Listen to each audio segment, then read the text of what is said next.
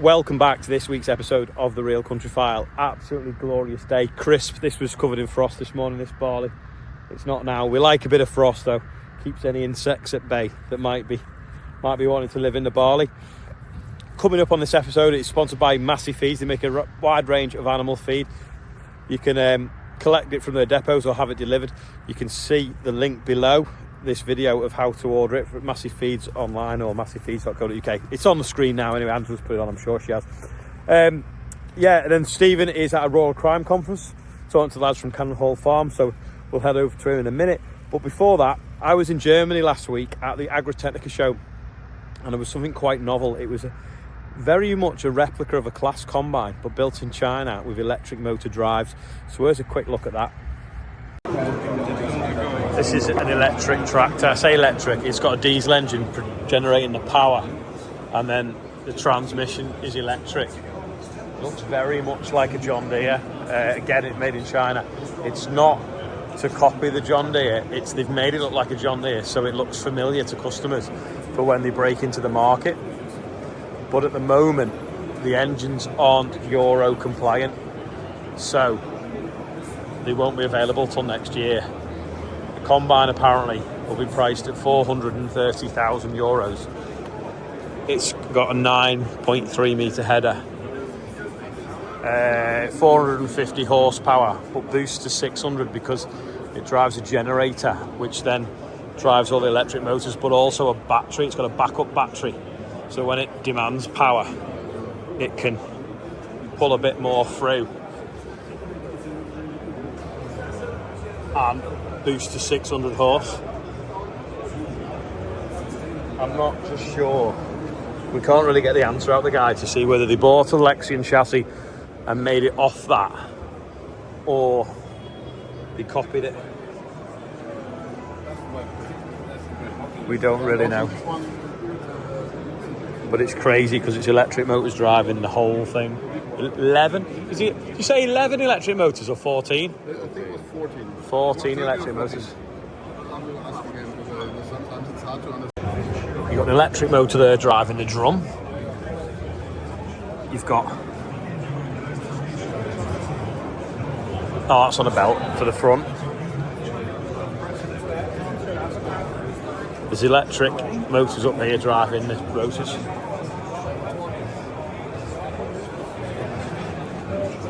Up there, electric motor. There's the log shed. Electric motor here that's obviously driving the front feeder house, then transfers through, I think, to drive the header. I'm not sure what the transmission is. Is that electric or is that oil? It's four-wheel drive, I think. Electric motor driving the rear axle. Electric motor driving the fan. Similar axle to the class with the brakes. The electric motor driving the front wheels as well. Clean grain elevator, similar to the class. The turns going the same way. Chopper electric. Yeah, electric motor for that.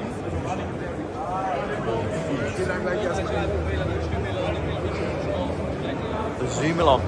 Yeah, there we go. Pretty interesting and quite novel, really. Is that the future? Will a lot of ag kit be made out there where energy's cheap, labour and obviously steel?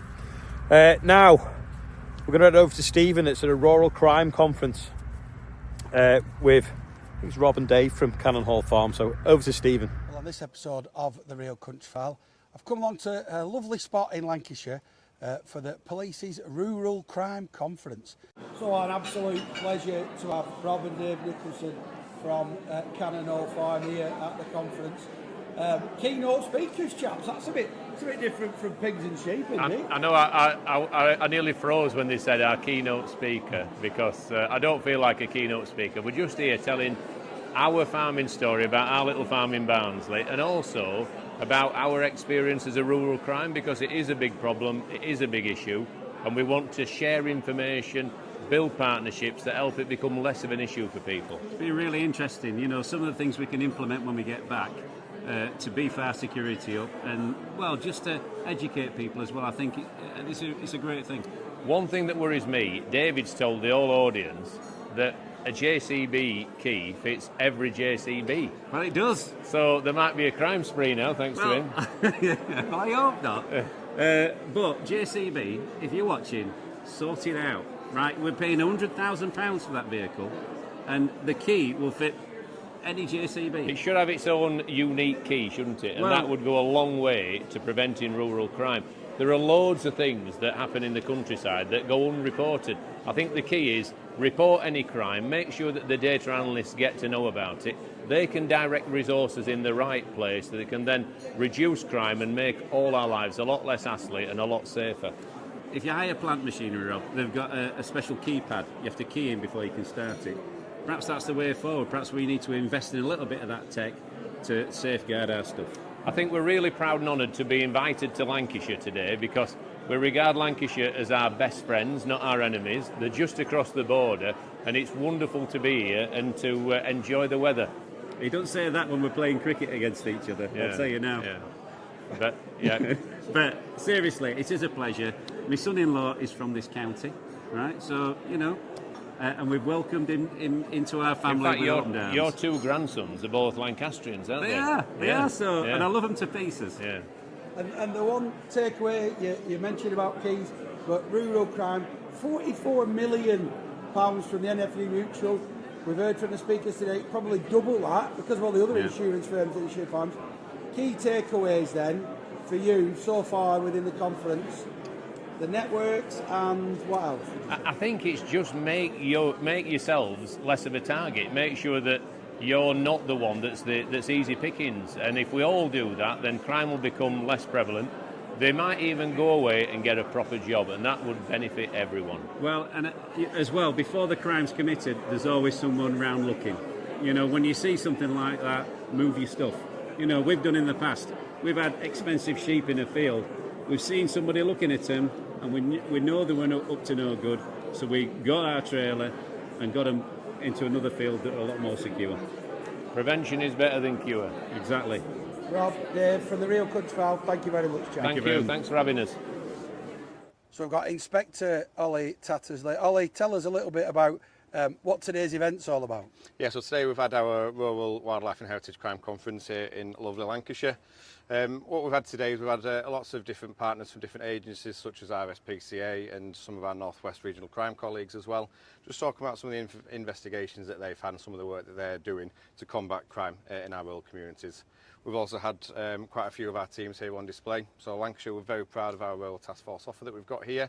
We've got over 30 PCs and 5 sergeants looking after those officers, and I obviously look after them on a tactical front, reporting to our chief officer team as well, making sure that rural crime stays in the focus. You said that really quick, but 30 officers, that's a lot because some counties haven't got that many, have they? Yeah, no, we're really proud of what we've got and the offer that we have. Lancashire demographically as a whole is mainly rural, so it's only right that we have officers that can be embedded into those communities as well.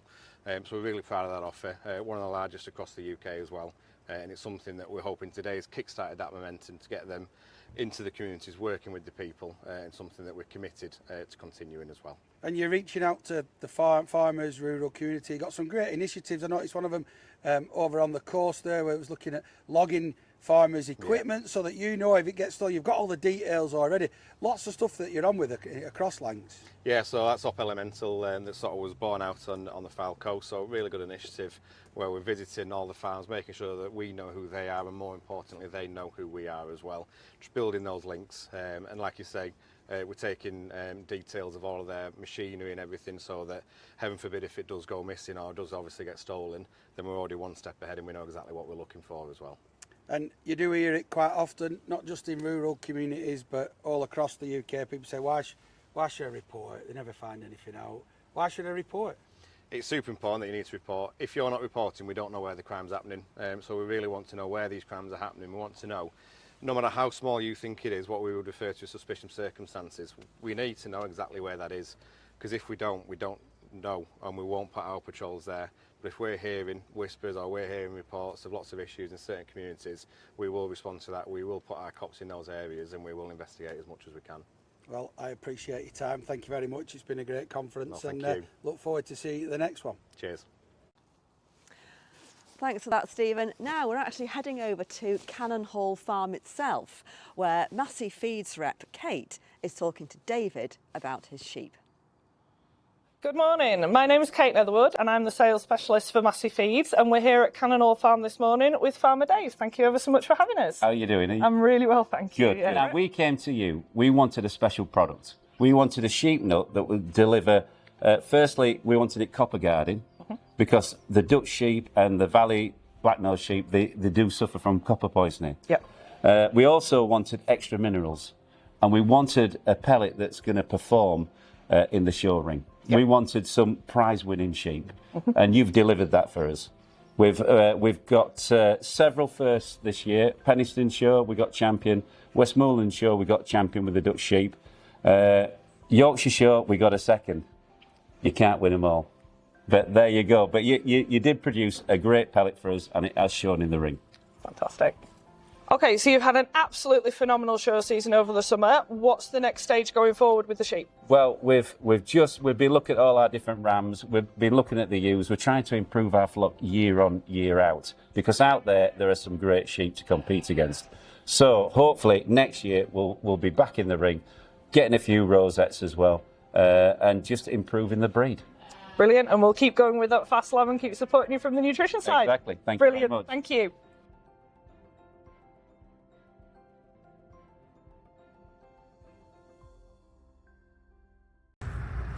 Good luck at the next sheep show anyway. Been cold, like I said before. Some people have had snow. If you need a snow plough, head to the Farm Marts machinery page. Again, I think there'll be something on the screen now, or at least below. And if you want to get yourself a snow plough for if we get any more snow. Now let's head over to Angela. She's at the Reesheath Farm Safety Day. So at Reesheath College today, they've had a focus on health and safety around the farm, and one of the speakers that's been involved in today is Richard. So tell us, Richard, who are you, what are you doing here, and what have you been talking about today? I'm Richard Blackburn. I'm a dairy farmer from Nantwich, and we've been talking about animal handling systems and safety involved when you're working with them, not only for the person but for the animals as well. Okay, yeah, because when you've got whether it's a dairy cow, beef cow, or even a calf, they're pretty strong animals, aren't they? So it's critical to actually make sure that they're not going to get hurt and you're not going to get hurt at the same time. So what sort of things have you been focusing on with the students here? Basically, it's just getting in. By the way, it's a great system here at Reesheath, quite a new system, but it's all just getting about cow flow and the kidology behind cows and getting them to do what you want them to do without them realising you're making them do it. Okay. And there's some very simple ways of doing that, perhaps having curves and stopping them seeing over walls. But when it works well, it works really well. And then everyone who's working on the system remains so calm, and therefore the cattle are calm as well. That's it, because the cows, they're kind of like they're not a predator, they're a prey, aren't they? So that typical herd instinct, and to keep that flow going just lowers the stress levels for everybody. So in particular around here, I've noticed that it's quite good that they've got a circular end to the system here. So is there anything in particular on the crush here that you think is actually a good thing that you maybe haven't seen on other farms at all? There's a lot of real good crushes, but this is a very good crush. It contains the cow really well, and they've got the thing for lifting the cow's head up. It's just really good, and it squeezes together onto the cow as well. And that design is all there to keep the cow calm, but whilst still we can get to her, we can do all the operations we want to do to her, whether it just be administering a bolus or whether it's a PD or TB testing. It's just making sure that everybody, including the animal, is safe. Yeah. And we've had a bit of fun with the students, getting them to pretend to be cows and actually walking through the whole handling system. So hopefully that practical involvement makes it easier for them to understand and actually take those lessons home as well. Yeah, we've had some really good students around today, and they've all sort of joined in, especially with the pretending to be cows part of it. Yeah. So yeah, it's been a really good day, really worthwhile. And if it just saves one accident, you know, it's so worth it. That's it. And those lessons learned today could last a lifetime to keep you safe on the farm. So let's go and have a look around the rest of the college and see what other stations have been happening today.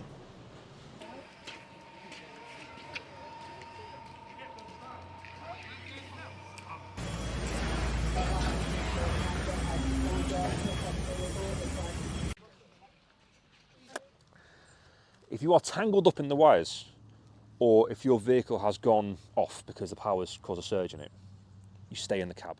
Don't get out of the vehicle, okay? Call 105. That's the number that we have. It's like an emergency number, okay? You ring 105, no matter where you are in the country, you will get redirected to the local control centre for the transmission network. The maximum weight a trailer can be is, well, a laden trailer I should add, is 18.29 tonnes. We've had a number of people in the industry, not just young folks, you know, people of any age, getting pulled over and unfortunately prosecuted for driving a trailer that's above that weight restriction. Well, that's it from the end of the health and safety tour here at Reeseheath College. I'm sure the students have learned a great deal. I know I've learned a great deal as well, so hopefully it's been useful for you as well. Thanks, Anja. Tune in next time for part 2, where it's on about electrical safety with trailers and what happens if you hit a power line. On the jobs front, Farm Mart Jobs, there is a vacancy for all welder, looking for a welder, so if you want to head over to that, go and check that out now. Yeah, that's about it for this time. Thanks again for Massey Feeds for sponsoring, and they do a wide range of animal feed, so go and check it out if you can. And we'll see you next time on The Real Country File. Bye for now.